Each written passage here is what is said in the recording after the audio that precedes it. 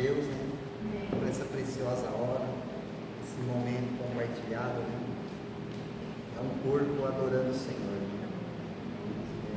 A exposição, quanto mais nós nos expomos no nosso coração ao Senhor, mais Ele se manifesta, né?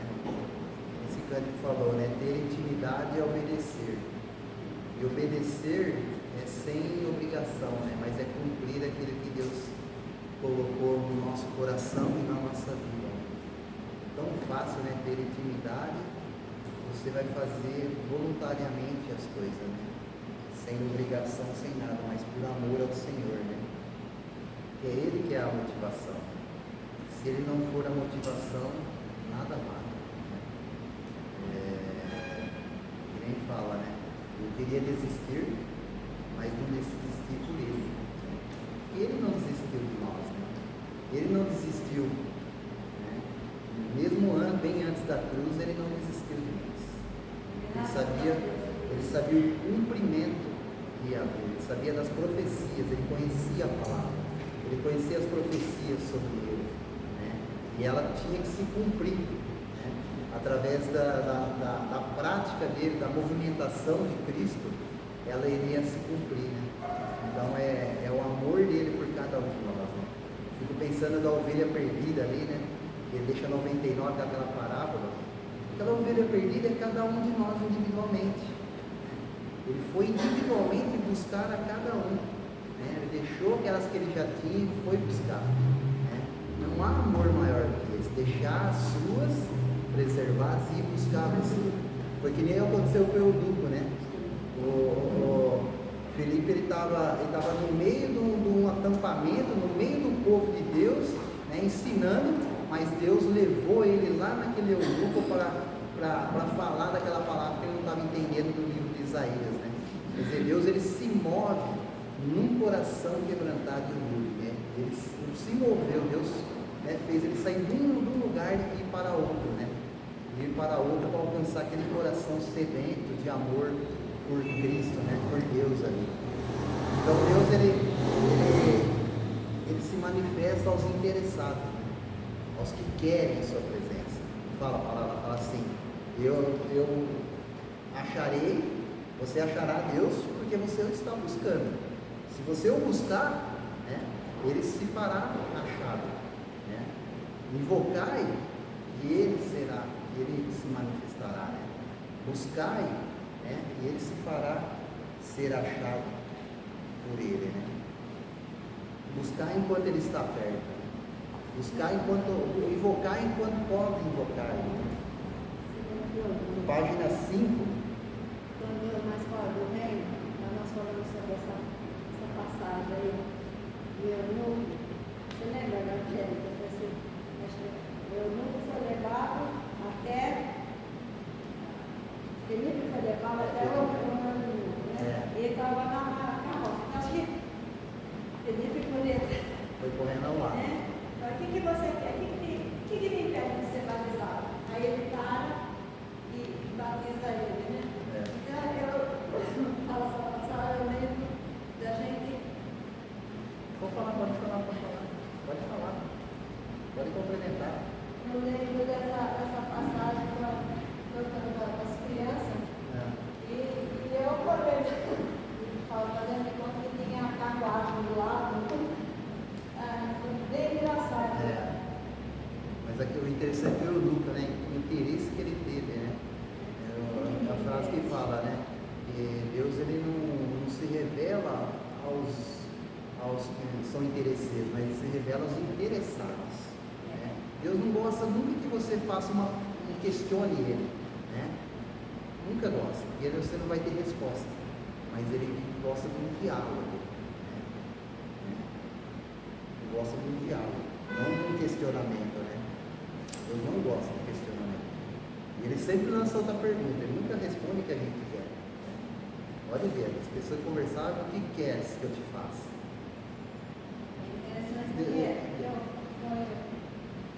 foi levado pelo Espírito. Não foi Deus que levou ele. E ele estava num povoado, ele estava no meio do povo ali pregando, né? Mas Deus fez ele transportar, né, por causa da necessidade daquele que estava interessado, querendo saber, né, a revelação daquela palavra. Ó, página 5, humanamente insuficiente, mas divinamente completa. Né? Página 5. Há muitas diferenças entre os membros do corpo de Cristo, mas eles diferem apenas nos dons que lhes são dados de acordo com a graça de Deus. Todos são membros do corpo, só o que difere, né? O que é diferente é os dons que Deus reparte a cada um, né? Aí ele fala lá em Romanos 12, 5 e o 6. Romanos 12, os 5 e o 6. Ele fala, vou ler até o 4 aqui, ó.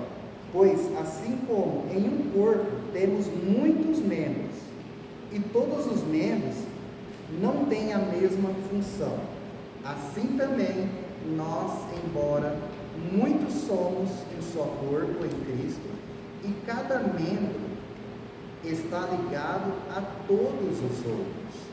Temos, os 6 agora, temos diferentes dons de acordo com a graça que nos foi dada. Se alguém tem o dom de profetizar, use-o na proporção da sua fé. Mas a parte B, aqui, né?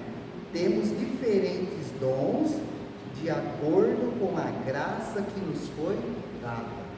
A graça, ela é estabelecida para cada um, mas com a graça é estabelecido um dom, né?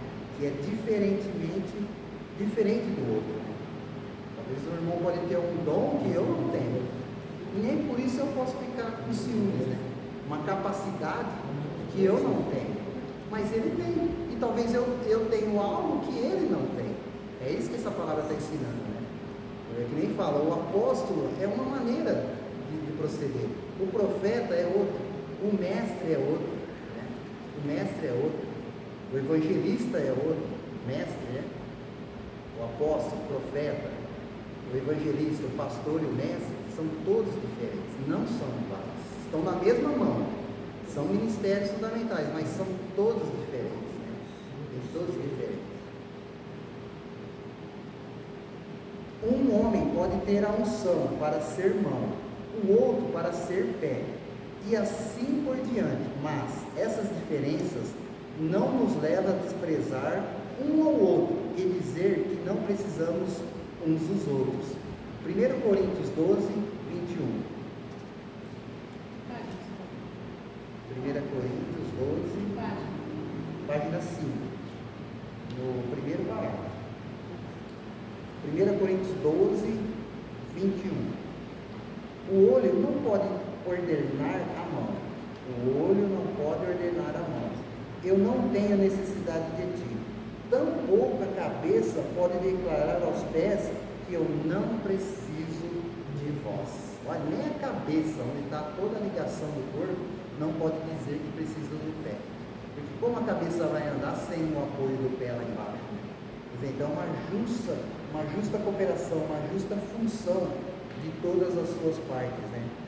Para o funcionamento do corpo. Ao invés disso, os muitos membros absorvem uns aos outros e entram numa interessante interdependência, assim como o Pai, o Filho e o Espírito Santo são interdependentes um do outro, né?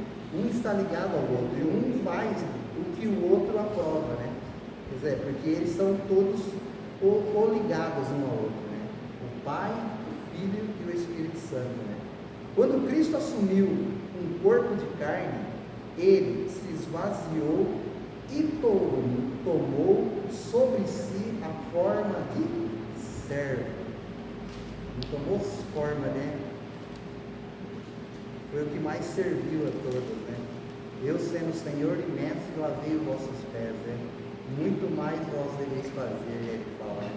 Filipenses 2, o 6 e o 8 fala assim: o qual, tendo plenamente a natureza de Deus, Jesus, ele tinha plenamente a natureza de Deus, não reivindicou ser igual a Deus, não questionou, né? Não reivindicou, mas pelo contrário, esvaziou-se a si mesmo, assumindo plenamente a forma de servo, tornando-se semelhante aos seres humanos. Assim, na forma de homem, humilhou-se a si mesmo, entregando-se à obediência até a morte, e morte de cruz. Entendeu? A obediência, entregando-se à obediência, né? Humilhou-se a si mesmo e entregando-se à obediência. Ele se entregou, né, ao cumprimento, né? Você viver o cumprimento é você viver a obediência que Deus quer, né? Você viver dentro do propósito é você viver dentro da obediência. Por que ele faria uma coisa humilde como essa? Porque ele não veio como Deus. Por que ele não veio como Deus, preso num corpo humano? Porque ele se esvaziou por completo. Por que ele se esvaziou? Por que ele se esvaziou por completo? Porque ele tinha que estar no mesmo lugar no qual estamos hoje. Porque ele tinha que estar no mesmo lugar que nós estamos. Hebreus 2, 16 e 17.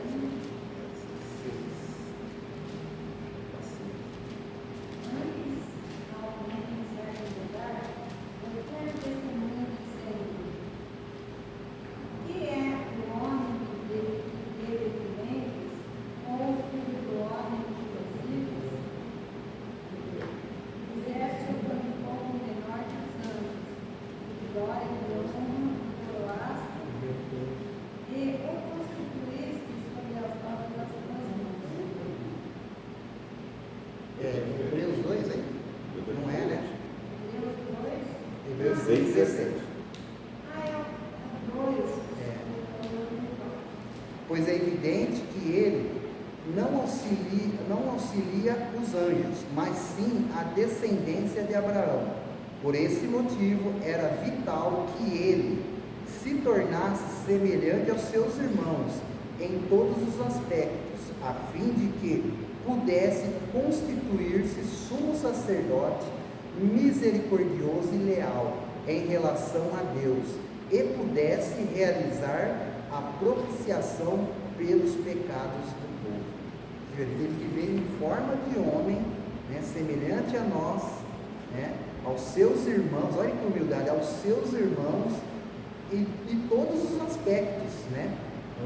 Sendo tentado, sendo rejeitado, sendo honrado, todos os aspectos, a fim de que pudesse constituir um sumo sacerdote misericordioso como Deus é, e leal em relação a Deus, e pudesse realizar a apropriação pelos pecados do povo. É só o que ele conseguiu, aqui que diferencia nós, é só a propiciação pelo pecado, que só Jesus pode fazer. Ele é o único mediador, o único que se tornou oferta por nós. Mas o restante aqui, até a lealdade, né? As características do misericordioso nós temos que ter como Jesus teve, a lealdade em relação a Deus, né?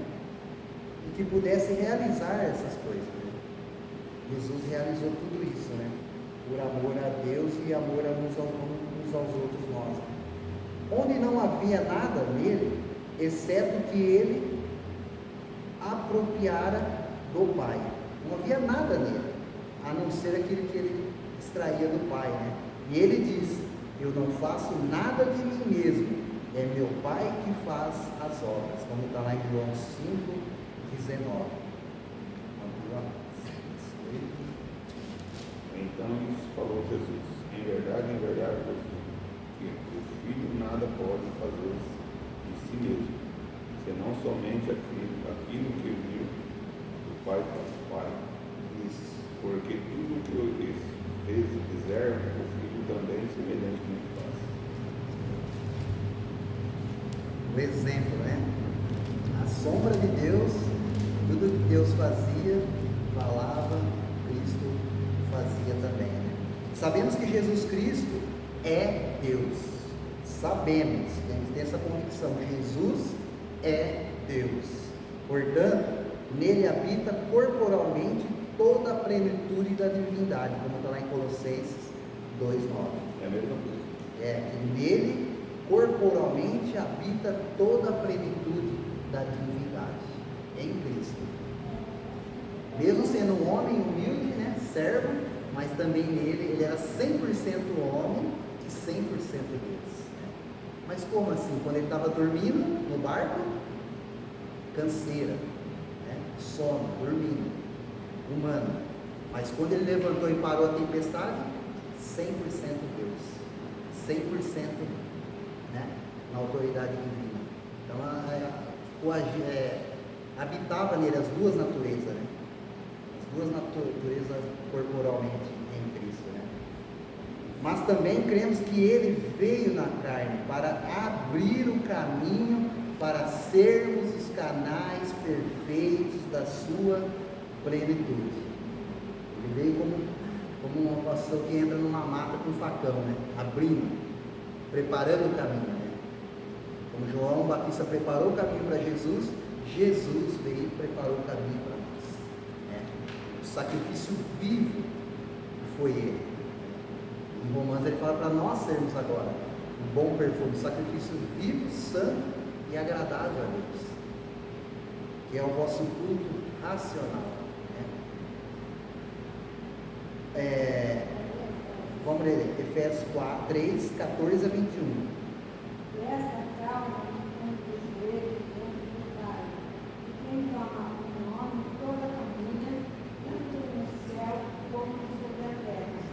Sua glória vos conceda que sejais fortalecidos com poder, vivendo seu Espírito no homem interior. E assim habita Cristo nos vossos corações, pela fé, estando vós arraigados e alicerçados em amor, a fim de poderes compreender com todos os santos qual é a largura e o comprimento, e a altura e a profundidade, e conhecer o amor de Cristo, que excede todo entendimento, para que sejais tomados de toda a plenitude de Deus.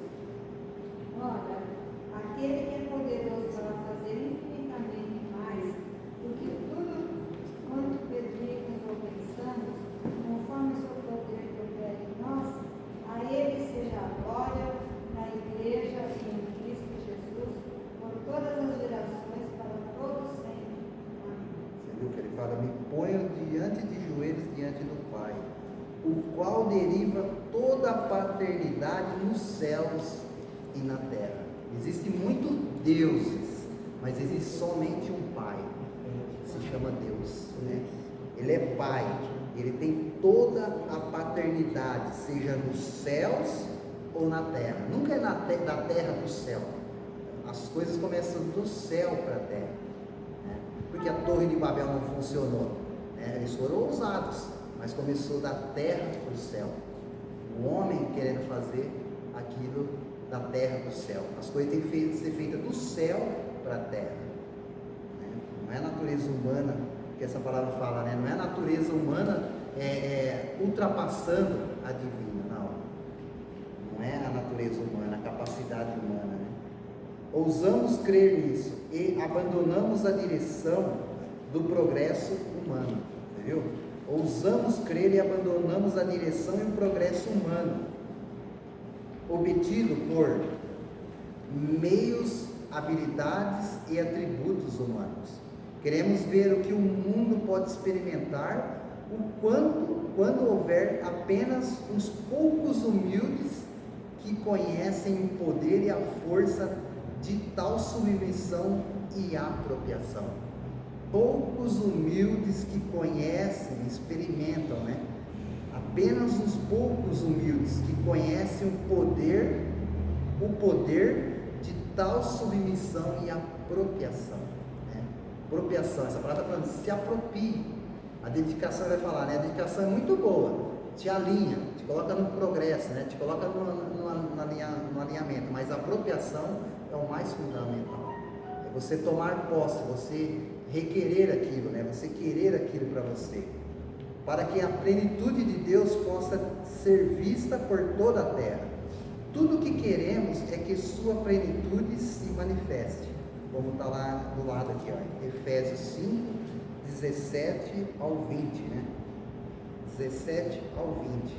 Portanto, não sejais faltos de juízo, mas buscai compreender qual é a vontade do Senhor, e não vos embriagueis com vinho, qual leva à devassidão, mas deixai-vos encher pelo Espírito, falando entre vós com salmos, hinos e cânticos espirituais, cantando e louvando de coração ao Senhor, e cotidianamente dando graças por tudo a Deus, o Pai, em nome de nosso Senhor Jesus Cristo, sujeitando-nos aos outros no temor de Cristo. Você viu o que ele fala? É a base, né?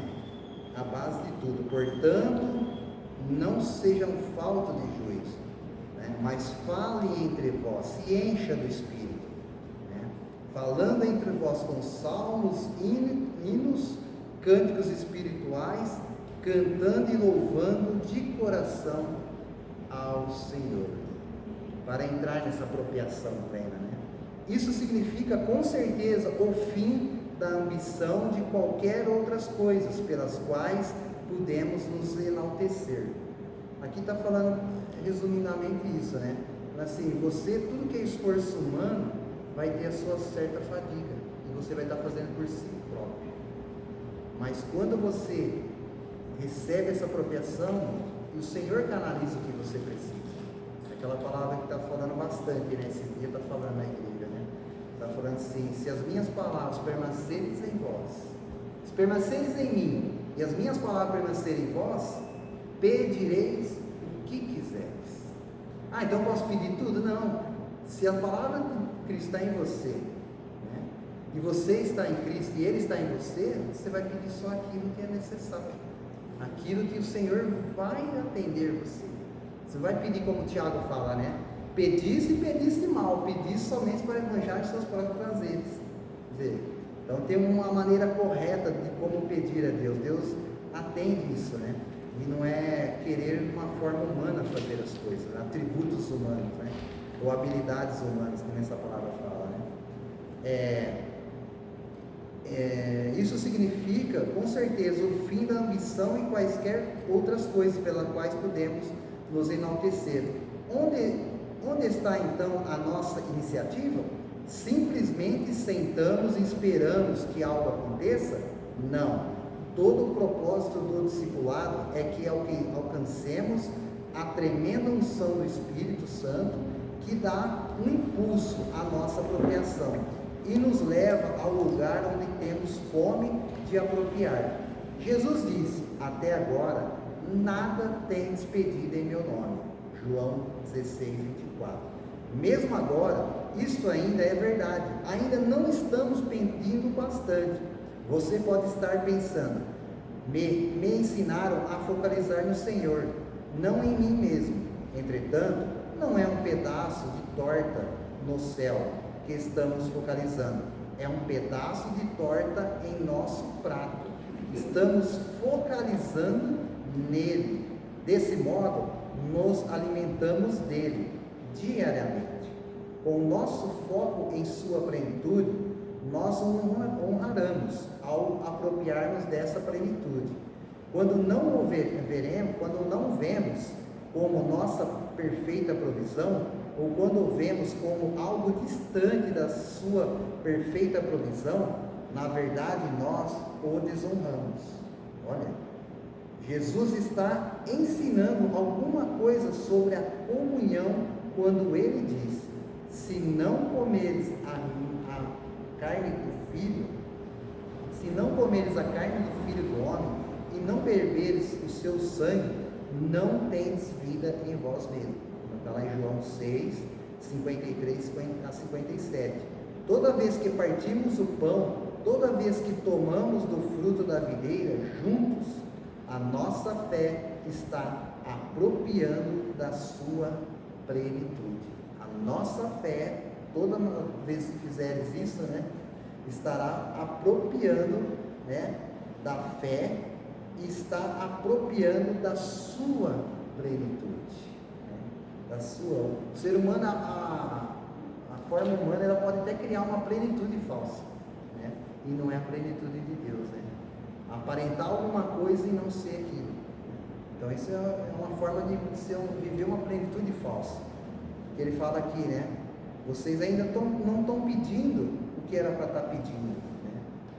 Quando vemos que a nossa perfeição, quando não o vemos como nossa perfeita provisão, ou quando o vemos como algo distante da sua perfeita provisão, na verdade, nós o desonramos. Olha isso. Quer dizer, desonrar um pai. Imagina um pai quando chora, quando um filho desonra uma filha, né? Responde, fala uma coisa, né? Não acredita no pai, que o pai vai fazer. É desonrar. Não, Deus não vai fazer isso não. Deus está demorando, que nem Marta falou, né? Demorou demais, né? Chegou atrasado. Não, Deus ele é sucinto, preciso, né? E atual. Ele chega no momento certo, na hora certa, né?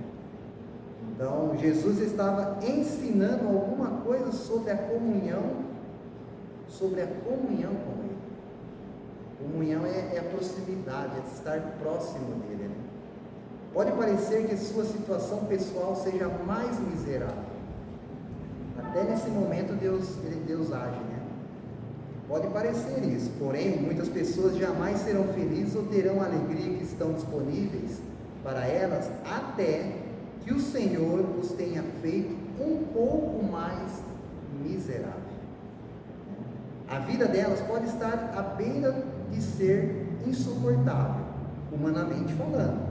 Antes que a plenitude venha, talvez não compreendamos essas palavras de apropriação, até que ele venha a nós também e diga, como disse aos seus discípulos: não se turbe o vosso coração e nem se atemorize. Jesus estava falando da sua entrega, né? Lá em João 14, ele falou: eu vou preparar, vou ir, né? Vou preparar lugar para vocês, né? Então não se turbe o vosso coração e nem se atemorize.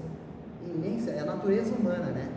Que se preocupa, que atemoriza, que perde o controle, perde o foco, né? E ele falou: não, confie em mim. Ele se maravilhou com a tristeza que havia entre eles, os discípulos naquele dia, né? E você pode estar infeliz e um pouco miserável, e você pode até mesmo pensar em desistir de tudo. Ótimo, você chegou ao lugar onde a alegria do Senhor pode ser apropriada. Você chegou ao seu limite. Aí naquele limite você pode se apropriar do que Deus tem para você. Porque muitas vezes a gente pode estar tão cheio do nosso próprio si, né? Do nosso própria capacidade, do nosso próprio eu, que não tem espaço para o que Deus quer colocar em nós, né? Deus quer derramar dentro de nós. Então esteja vazio do seu próprio eu, né? É bom estar descontente com o que você é, com o que você pode fazer e com as suas próprias capacidades. É bom você estar descontente, né? Com as suas próprias limitações, seus próprios descontentamentos, né? Você sente que a sua vida está sendo devastada? Isso pode ser bom também, pois se o grão de trigo caindo na terra não morrer, não dará fruto, né? E se ele morrer, dá muitos frutos. E se ele não morrer, como Jesus falou, né? Ele mesmo fica só, né? Então, uma certa morte para nós mesmos, né? Parece que assim, Deus está querendo que eu seja triste. Não. Muitas vezes Ele coloca nós num ponto que nós olhamos só Ele, né? Que nem aquele povo, o exército atrás, uma montanha do lado, outra montanha do outro, o mar na frente. Aonde eles tinham que olhar? Só para o céu, olhar para Deus. Deus colocou numa situação o povo de Israel ali, né? A montanha do lado direito, do lado esquerdo, o exército querendo matar eles atrás e o mar na frente. Eles tiveram que invocar Deus. Quer dizer, o auxílio sempre é de Deus, né? Em tudo que experimentamos deve haver a chegada ao nosso próprio fim. ao nosso próprio fim, de modo que sejamos provocados a aceitar o fato que Cristo disse: eu vim para que tenham vida e a tenham em abundância, como está lá em João 10:10. Contudo, não quereis vir a mim para teres vida. Como Jesus está ensinando aqui daquele povo, né, que só estava vindo atrás de Jesus por causa dos milagres e comer, né? Comer por causa do milagre que Jesus fez dos pães, dos peixes, né? Aí Jesus falou: contudo, vocês estão vindo atrás de mim não pela vida, verdadeira vida que eu quero transmitir a vocês. Vocês estão vindo pelo pão natural, pelo bem-estar momentâneo, né? Bem-estar momentâneo. Eu estou falando para vocês de uma eternidade, de uma vida, de um alimento que não apodrece, né? Se você tem problemas, contudo, não quereis vir a mim para teres vida, como está lá em João 5,40. Se você tem problemas, talvez o Senhor esteja remexendo o ninho de modo que ele possa ensinar-lhe alguma coisa. Esse versículo é Deuteronômio 32, o 11 e o 12. Como a águia desperta a sua ninhada e voados sobre os seus filhotes, estende as asas e tomando os leva sobre eles. Assim só o Senhor lhe guiou, e não havia com ele Deus estranho. Você leu na King James aí ou não? Não é, né? Atualizado.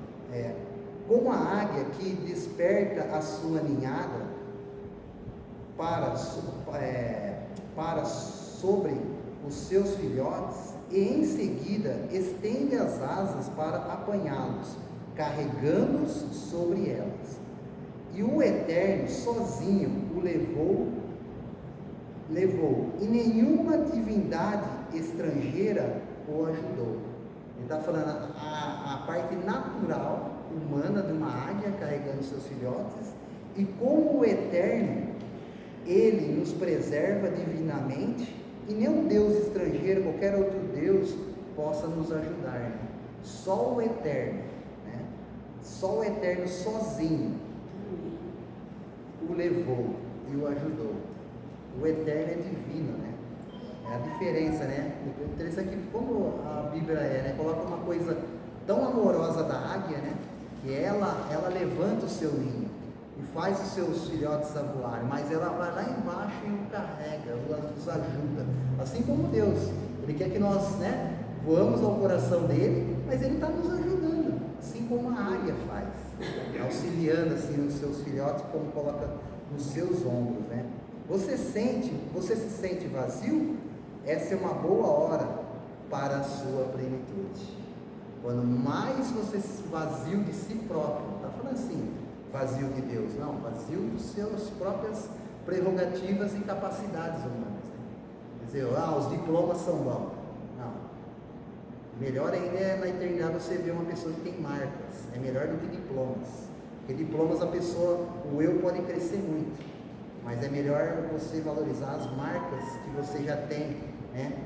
Mesmo caminhando com o Senhor, mas você se fortaleceu naquilo. Os processos da sua vida, você se tornou mais forte ainda, né? São marcas, né? São marcas. O apóstolo Paulo fala, né? Eu carrego as marcas de Cristo.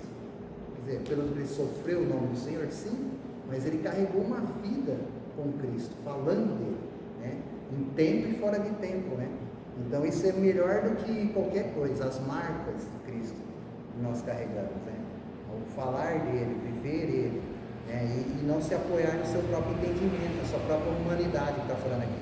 Essa é uma boa hora para a sua plenitude, tomar conta de nós, né? O Senhor não está lhe dando 10 lições fáceis como jogar seus sapatos para o alto e divertir-se. Ele veio para dar uma simples lição: eu lhes darei a minha abundância em amor. Eu lhes darei a minha abundância em amor. Uma simples lição. Olha que simples lição, né? É muito simples, né? É o que eu darei a vocês. Não é um simples jogar um sapato, dando 10 lições fáceis, como jogar seus sapatos para o alto e divertir-se. Não. Ele veio para lhe dar uma simples lição. Eu lhes darei a minha abundância em amor. É um engano acreditar que se tornamos as decisões certas. É um engano acreditar que se tomarmos, eu tinha errado, por isso que eu voltei. É um engano acreditar que se tomarmos as decisões certas ou tivermos a dedicação correta, automaticamente seremos felizes. A dedicação não o faz feliz. A dedicação apenas o canaliza. A canaliza o quê? Dentro do propósito. E a apropriação que o completa. É a adoração que o completa. Você pode ter pensado que o casamento traz realização.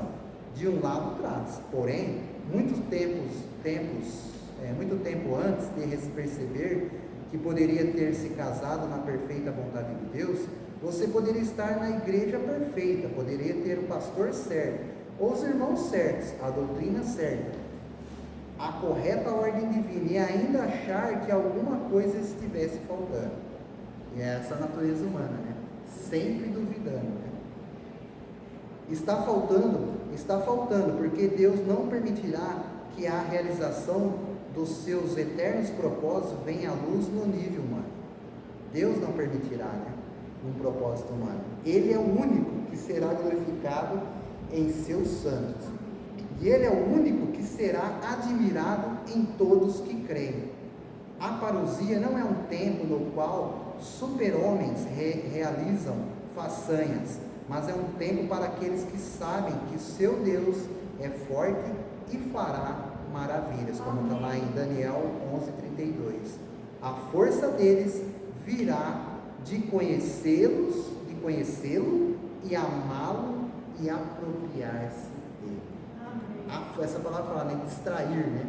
A outra também falou, extraia de Deus, né? Extraia de Deus a força, né? Aí, porque você o conhece, você o ama e apropria-se dele somente. Apropriar-se dele. Vamos ler só Tessalonicenses 2:10.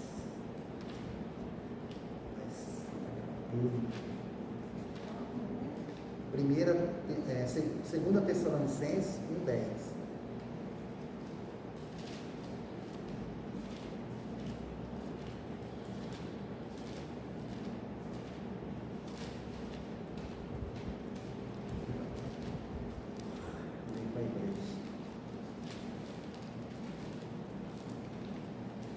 Antes de Timóteo, segunda Tessalonicenses 1:10. Este evento se dará no dia em que ele vier para ser glorificado nos seus santos e exaltado em todos os que tiverem crido, inclusive em vós, que crestes em nosso testemunho. Entendeu? Este evento se dará a fim de que ele vier para ser glorificado nos seus santos e exaltado em todos os que tiverem crido, inclusive em vós, que cresces em nosso testemunho. Está falando assim, ó, tanta proporção que quando Cristo vier ser glorificado nos seus, ele também valoriza aqueles que cresces, aqueles que falaram a palavra. Quer dizer, você crer nos ministérios, na companhia apostólica, nos ministérios que estão transmitindo essa palavra ainda, né? Mas a força deles, a nossa força, virá de conhecer ao Senhor, amá-lo e apropriar-se dele. Amém? Amém? Não confiamos no nível humano, né? Mas confiamos no nível divino, na plenitude que Deus, né, concede a nós, através do rompimento, né? Através de cada hora que nós nos dedicamos mais, nós percebemos que nos apropriamos mais, né? Tomamos posse, né? Apropriação fala de você tomar posse, né? Conhecimento, né? Adquirir, né? Apropriar, pegar aquilo para você, né? Pegar aquilo que é teu, né?